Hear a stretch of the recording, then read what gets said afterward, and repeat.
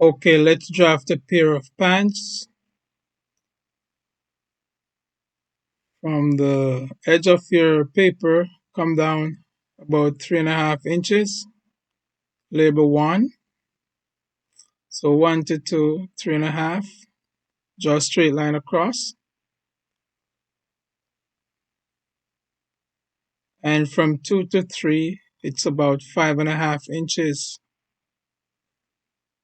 And from 4 to 5, 5.5 inches. And draw a straight line down.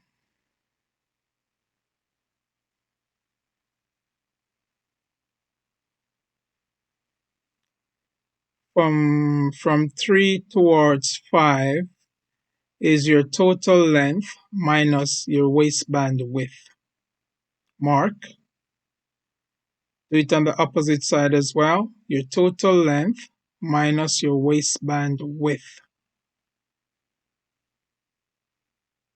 Mark and draw a straight line across from 6 extending outwards. Okay.